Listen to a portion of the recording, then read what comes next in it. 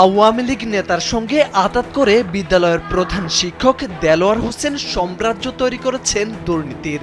বিদ্যালয়ের ইট, টিন, বাঁশ, কাঠ ও দরজা থেকে গাছ কিছুই রক্ষা পায়নি তাদের কবল থেকে। বিদ্যালয়ের বাস বিক্রি কিংবা পুকুর সবকিছুর টাকাই নিজেদের পকেটে ঢুকিয়েছেন তারা।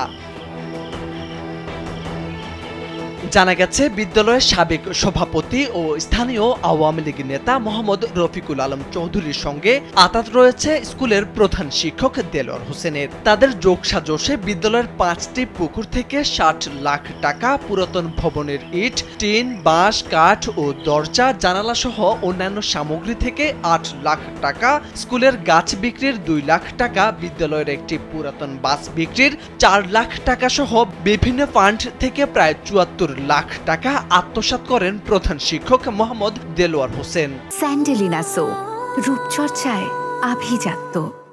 বিদ্যালয়ের যথেষ্ট আয় থাকা সত্ত্বেও পুকুরগুলোর প্রায় 15 লাখ টাকার রাজস্ব বকেয়া রয়েছে।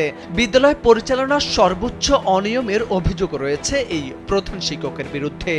আমাদের এখন দাবি হচ্ছে, এই যে এতদিনের দীর্ঘদিনের দুর্নীতি, অনিয়ম, এই অনিয়ম এবং দুর্নীতির বিরুদ্ধে, টাকা আত্মসাতের বিরুদ্ধে স্কুলের হেডমাস্টার এবং আমার পূর্বে যে সভাপতি ছিল, এই যে দুর্নীতি করছে, এই সম্পূর্ণ আমরা বিচার চাই, এলাকাবাসী সকলেই বিচার চাই। জয়পুরহাটের 5 বিবি উপজেলার বেন্ধারা বালিকা উচ্চ বিদ্যালয়ের সাবেক সভাপতি মোহাম্মদ রফিকুল ইসলাম চৌধুরী ও প্রধান শিক্ষক দেলোয়ার হোসেনের বিরুদ্ধে এমন অভিযোগ উঠেছে।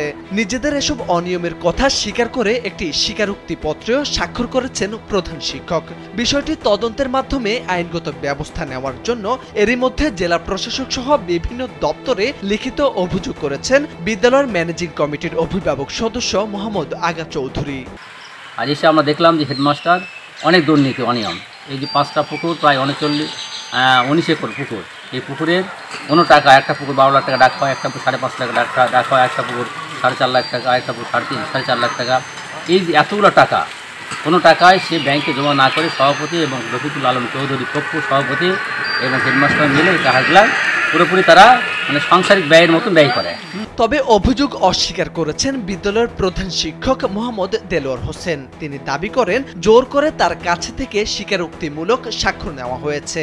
সম্পূর্ণ উদ্দেশ্যে প্রণোদিত, যা আমি এর সঙ্গে কোনো প্রকার জড়িত ছিলাম না এবং ভবিষ্যতে থাকবো না। আমার বিরুদ্ধে অভিযোগ যেটা হয়েছে সম্পূর্ণ ভিত্তিহীন।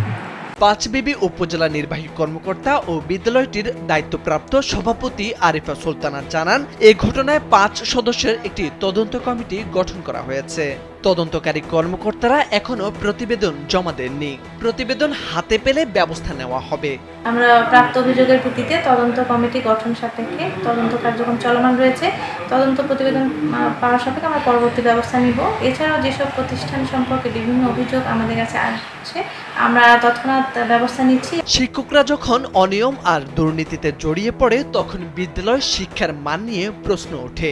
বিষয়টি মাথায় রেখে অবিলম্বে এই সংকট সমাধানের দাবি জানান স্থানীয় সচেতন মহল। মোর্শেদ আলম, কালবেলা।